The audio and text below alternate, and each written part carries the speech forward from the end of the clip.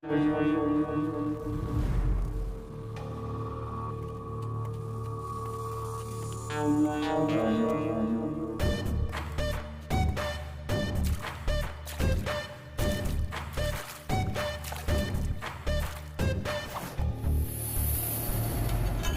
नमस्ते sir. Sir मैं हूँ सर महेश।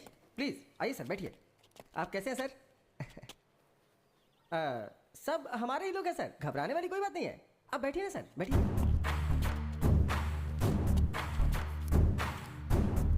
पर ये सब क्या है? अतिथि देवो भव सर। जो भी मेहमान हमारे पास आते हैं हम उनका ऐसे ही स्वागत करते हैं सर। यहाँ आने वाला कोई भी खाली पेट या खाली हाथ नहीं जाना चाहिए, ऐसा हमारे बॉस का ऑर्डर है सर। पहले मुझे यहाँ पर क्यों बुलाए हो ये बताओ। सर सुना है कि शहर में एक केस के बारे में आप इन्वेस्टिगेशन कर रहे हैं, और ये बात हमें आपके डिपार्टमेंट वाले ने ही बताई है। बिना हमारे जानकारी के यहाँ कुछ नहीं हो सकता है सर। सर हमारे यहाँ के प्रेस्टीज विला में आपके नाम से एक विला बुक किया है सर, और मकड़ी रोड के बाजू में 100 एकड़ की ज़मीन है, और साथ में इम्पोर्टेड बेंज कार सर। 2019 का मॉडल है सर, और खर्चा पानी के लिए ये सारे पैसे सर, ये सब मिलाकर पूरे 10 करोड़ के आसपास होता है। ये सब आपका हो सकता है सर। आप जिस केस का इन्वेस्टिगेशन कर रहे हैं उसमें कलेक्ट किए हुए एविडेंस और प्रूफ्स बस हमें सौंपना होगा सर। मेरे पापा मधुकर देश पांडे, रिटायर्ड स्कूल हेडमास्टर, हर महीने 25,000 उन्हें पेंशन मिलती है। मेरी बीवी एक बैंक एम्प्लॉय है, 60,000 रुपये उसकी सैलरी है। मैं सरकार के लिए काम करता हूँ और मुझे 1 लाख रुपए हर महीने सैलरी मिलती है। जिंदगी खुशी से गुजारने के लिए इतने पैसे काफ़ी होते हैं। इन सारे प्रूफ और एविडेंस को मुझे जहाँ पर पहुँचाना है मैं वहाँ पर पहुँचा कर ही रहूँगा। सर एक मिनट सर। सर कहिए सर। वो मान गया क्या? नहीं सर, माना नहीं, मैंने सब कुछ दिखाया फिर भी नहीं मान रहा है सर। ठीक है, एक चांस देकर देखो। ठीक है सर, बोल के देखता हूँ। सर हमारे बॉस आपको एक चांस और देना चाहते हैं सर। किसी की जान लेना आसान है, पर उसका ज़मीर खरीदना इतना आसान नहीं होता। तुम्हारी इन सब चीज़ों को पाने के लालच में मैं खुद को बेचने वाला नहीं हूँ। ड्यूटी में कभी कभी ऐसा करना पड़ता है सर, नहीं तो जान से हाथ धोना पड़ता है।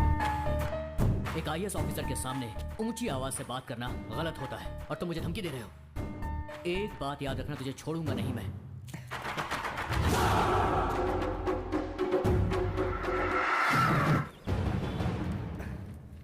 नमस्ते सर, कुछ भी करके मेरे बेटे को ढूंढ दीजिए। हमारे डिपार्टमेंट ने इस केस को बहुत ही सीरियसली लिया है। सुबह शाम हमारे डिपार्टमेंट के लोग आपके बेटे को चारों तरफ ढूंढ रहे हैं। Have patience.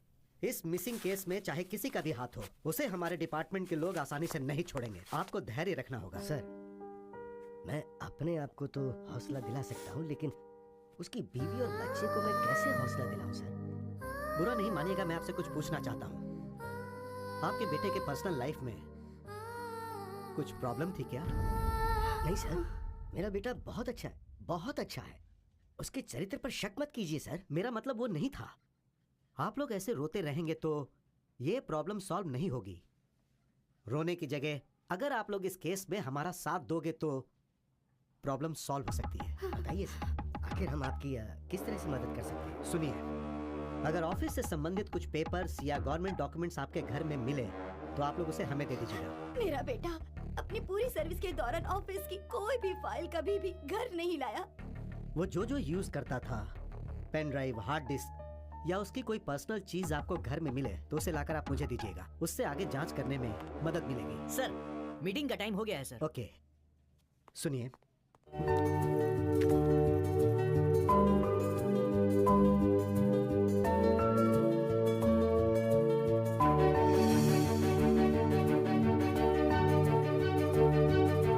सब कुछ बहुत बदल गया है।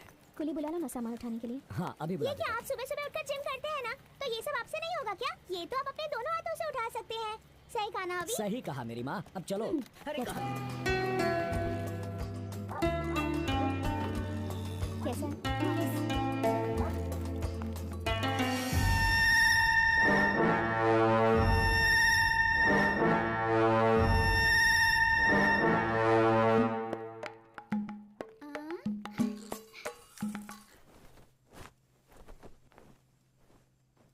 One, 2, 3 and hold. अभी बहुत हो गया। हाँ, ओके। इतना प्यार तो बनता ही है। अपना हाथ कंट्रोल में रखो। तो मेरे हाथों को बोलो ना। छोड़ो ना, मुझे काम करना है। हाँ, तुम्हारे काम में मैं रुकावट कहाँ डाल रहा हूँ? तुम्हारा ये खूबसूरत चेहरा देखकर तुमसे फिर से प्रपोज करने का मन कर रहा है। तो उसके लिए हमें फिर से कॉलेज जाना होगा। बस तुम हाँ कह दो, आई डोंट माइंड। कॉलेज की बातें याद आ रही हैं। आएंगी आएंगी, आज सारी बातें याद आएंगी। तुम हमेशा रोमांटिक मूड में ही क्यों रहते हो? अंजू, तुम ही तो हो मेरी इंस्पिरेशन। और तुम्हारी ये मुस्कुराहट इसी तरह मेरे साथ रही तो एक दिन मैं सारी की सारी दुनिया जीत लूंगा।